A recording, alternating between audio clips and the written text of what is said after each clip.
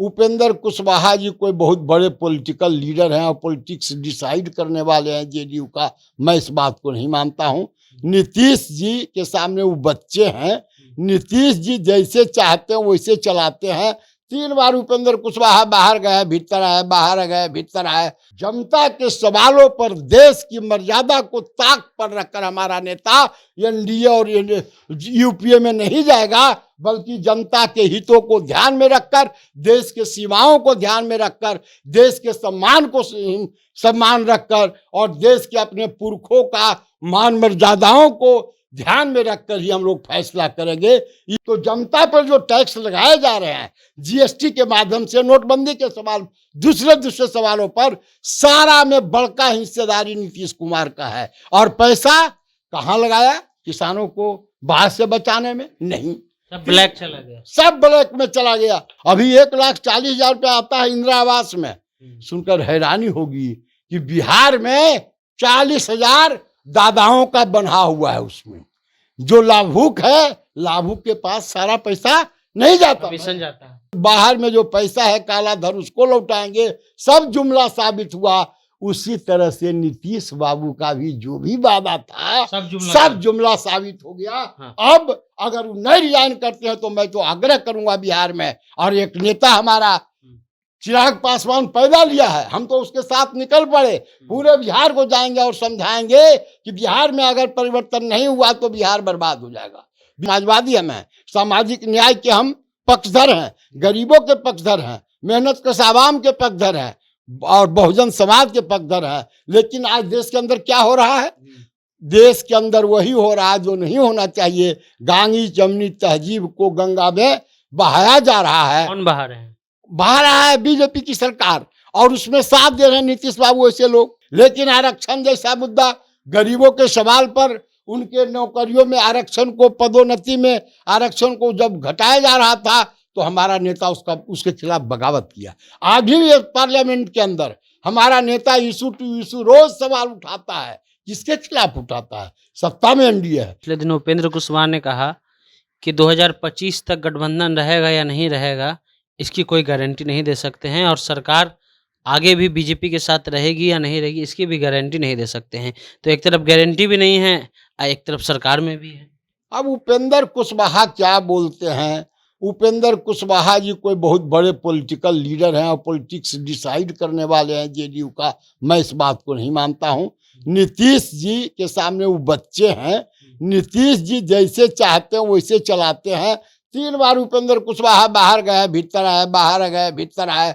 कभी शिक्षा मंत्री बने, शिक्षा के लिए आंदोलन किया, अनर्गल बात, फिर यहाँ आ गए, सिलेंडर किए, फिर गरियाए नीतीश जी को। इसलिए ये क्या बोल रहे हैं, हम इस सब बात को कुछ बात नहीं मानते हैं। लेकिन इतनी बात तो तय है कि दोनों में रिफ्ट बढ़ रहा है। लेकिन एक बात, मौलिक बात जो है कि सत्ता में बने रहने के लिए नीतीश कुमार एक से एक ह्यूमिलिएशन सह रहे हैं। और फिर अपने को सांप्रदायिक सौहार्द का पुरोधा मानने वाले लोग, महात्मा गांधी के शिष्य माने कर्पूरी ठाकुर का मानने वाले लोग, देवीलाल का आचार्य नरेंद्र देव का मानने वाले लोग, भगवती माने एवं प्रकार से जो श्री राम मनोहर लोहिया के लोग हैं ये लोग। लेकिन सच्चाई क्या है? देश के सामने, देश के संविधान को बचाना एक बड़ी चुनौती है। आज जितने लोगों का हमने नाम लिया, नीतीश बाबू उनके अनुयायी बताते हैं। अनुयायी का क्या मतलब? समाजवादी हम हैं, सामाजिक न्याय के हम पक्षधर हैं, गरीबों के पक्षधर हैं, मेहनत कश आवाम के पक्षधर हैं और बहुजन समाज के पक्षधर हैं। लेकिन आज देश के अंदर क्या हो रहा है? देश के अंदर वही हो रहा है जो नहीं होना चाहिए। गांगी जमनी तहजीब को गंगा में बहाया जा रहा है। कौन बहा रहे हैं? बहा रहा है बीजेपी की सरकार, और उसमें साथ दे रहे हैं नीतीश बाबू ऐसे लोग। आपके भी तो नेता बोलते हैं कि मोदी जी हनुमान है, मोदी जी का हम हनुमान है। नहीं, हनुमान है जो भी बोलते हैं, लेकिन अगर आप देखेंगे इशू टू इशू, अभी कौन वीर था ये, अरे जवान अग्निवीर वाला सवाल था। रातों रात आपने देखा, जैसे ही वह सवाल आया हमारे नेता ने कहा कि यह नीति गलत है। नौजवान देश का रीढ़ है और भारत युवाओं का देश है। युवाओं के हाथ को रोजगार 4 वर्ष में देकर छीन लेना गलत है, और इसीलिए रातों रात उन्होंने देश के रक्षा मंत्री को चिट्ठी लिखा और सवेरे अपने नेताओं को बुलाकर सड़क पर निकल गए और सड़क पर निकलकर उन्होंने विरोध किया। फिर अभी दिया राष्ट्रपति को भी साथ दिया हमारे नेता ने। लोग कहा एनडीए में चले गए, एनडीए के साथ बैठे। सच्चाई है ये क्या? नहीं, हमारे नेता ने साफ साफ कहा कि हम इसलिए दे रहे हैं राष्ट्रपति में कि जो उम्मीदवार है एसटी एससी का है और पहली बार एक महिला एसटी एससी का उम्मीदवार सर्वोच्च पद पर जा रहा है। हमारे बाबूजी रामविलास पासवान भी इस बात की कामना करते रहे और सब दिन लड़ते झगड़ते रहे कि गरीब के बाल बच्चा, बैंक वेंचर्स को, एसटी एससी को मौका मिलना चाहिए देश की सेवा के लिए।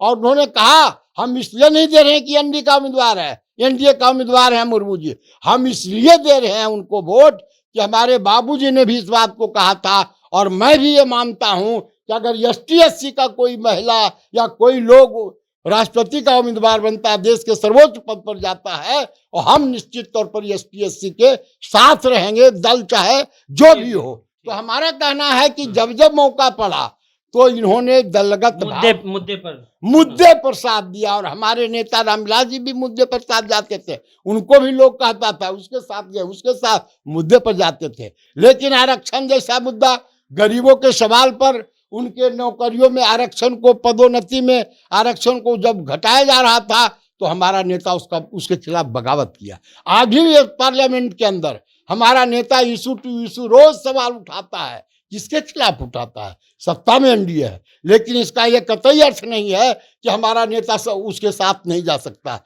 जा सकता है, लेकिन जनता के सवालों पर, देश की मर्यादा को ताक पर रखकर हमारा नेता एनडीए और यूपीए में नहीं जाएगा, बल्कि जनता के हितों को ध्यान में रखकर, देश के सीमाओं को ध्यान में रखकर, देश के सम्मान रखकर और देश के अपने पुरखों का मान मर्यादाओं को ध्यान में रखकर ही हम लोग फैसला करेंगे। इसलिए यह कहना गैर मुनासिब होगा कि आपके नेता भी उनके साथ हैं। नीतीश बाबू सिर्फ और सिर्फ कुर्सी के लिए हैं। नहीं तो आप बताइए, नोटबंदी हुआ, 1 मिनट में साथ दे दिया। नोटबंदी से क्या हुआ? जीएसटी लगा, 1 मिनट में साथ दे दिया। कहाँ खड़ा है देश?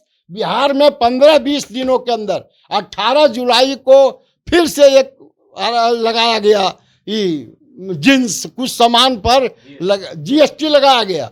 जीएसटी लगाने के बाद बिहार में 15% कीमत बढ़ गया दलहन का, 15% बढ़ गया आटा का, 15% बढ़ गया मलाई का, 15% बढ़ गया खोवा का, 15% बढ़ गया दही का। तो हमारा कहना यह है कि हमारा नेता तो विरोध करता है सवाल पर, लेकिन नीतीश बाबू चुपचाप रहते हैं। पेट्रोल का कीमत सब जगह बढ़ा, लेकिन अपने यहाँ रॉयल्टी कितना बढ़ाया गया? जीएसटी से कितना पैसा राज्य को आया? हमारा बजट 1,22,000 करोड़ का हो गया। हमारे जमाने में जब मैं 2005 तक था, 32,000 तक का था। तो पैसा कहाँ जा रहा है? पैसा कहाँ से आ रहा है? देश का संघीय ढांचा है, और संघीय ढांचा में जो भी टैक्सेशन होते हैं उसका हिस्सा हमको भी मिलता है। तो जनता पर जो टैक्स लगाए जा रहे हैं जीएसटी के माध्यम से, नोटबंदी के सवाल, दूसरे सवालों पर, सारा में बड़का हिस्सेदारी नीतीश कुमार का है। और पैसा कहाँ लगाया? किसानों को बाढ़ से बचाने में नहीं, सब ब्लैक चला गया, सब ब्लैक में चला गया। किसानों को, नौजवानों को रोजगार देने के लिए शुरू में अगर आपको होगा तो बहुत पूंजी निवेश और विनिवेश करने वालों को इन्होंने बुलाया, एनआरआई को बुलाया, 2-2, 3-3 बार बैठक किया, लेकिन ये वो कल कारखाना लगा क्या? नहीं लगा। सब कारखाना के बाद खाना में बदल गया इनके राज में।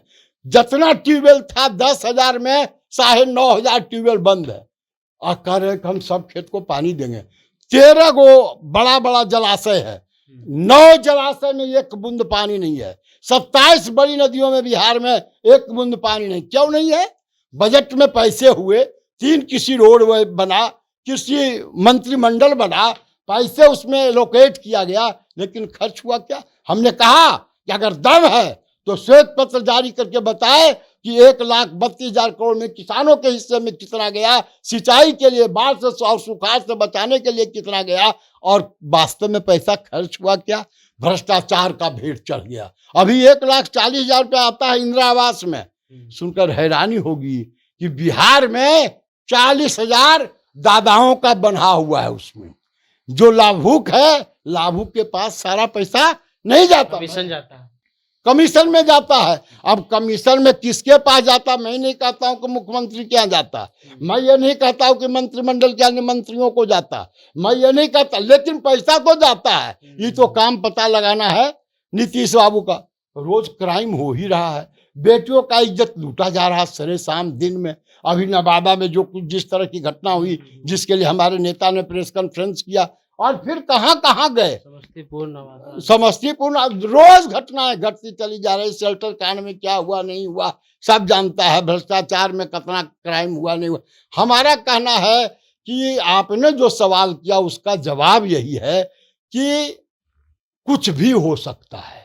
सिचुएशन बिहार का बहुत अलार्मिंग है। नीतीश बाबू को रिजाइन करके अलग हो जाना चाहिए और कुछ नए लोगों को मौका देना चाहिए। मोदी जी भी कैसे कैसे लोग हैं, कहते हैं 70 वर्ष के बाद ना इनका हो गया उम्र 72-73 वर्ष, आई मुख्यमंत्री बने रहेंगे, अपने भी वो बने रहेंगे। तो डबल इंजन की सरकार हर तरह से फेल हो गई। और अंतिम बात मैं यही कहूँगा कि जिस तरह से मोदी जी ने अपने शुरुआती दौर में जो वादा किया, प्रति वर्ष 2 करोड़ लोगों को रोजगार देंगे, बेटियों का इज्जत हम बचाएंगे, सबका मान बराबर होगा, सबका विकास, सबका साथ लेंगे, और पैदावार का, किसानों के पैदावार का दोगुना मूल्य हम करेंगे, सब जुमला साबित हुआ। बाहर में जो पैसा है काला धन उसको लौटाएंगे, सब जुमला साबित हुआ। उसी तरह से नीतीश बाबू का भी जो भी वादा था सब जुमला साबित हो गया। हाँ। अब अगर वो नहीं रिजाइन करते हैं तो मैं तो आग्रह करूंगा बिहार में, और एक नेता हमारा चिराग पासवान पैदा लिया है, हम तो उसके साथ निकल पड़े, पूरे बिहार को जाएंगे और समझाएंगे कि बिहार में अगर परिवर्तन नहीं हुआ तो बिहार बर्बाद हो जाएगा। बिहार की माटी का इज्जत अगर बचाना है, बेटी का इज्जत बचाना है, बिहार के गरीबों का पेट भरना है, किसान और मजदूरों के थाली में अगर दाल भात सब्जी अगर रहना है, तो निश्चित तौर पर चिराग पासवान को आगे लाना पड़ेगा। जातीय दीवार तोड़ो और उछल कूद करके आओ, चिराग पासवान का झंडा थामो, नीतीश को विदा करो, यही एकमात्र विकल्प। ठीक है, तो सतीश कुमार हैं, आपको वीडियो कैसा लगा बताइएगा। जनता जंक्शन आप देख रहे हैं, मिलते हैं अगले वीडियो में, धन्यवाद।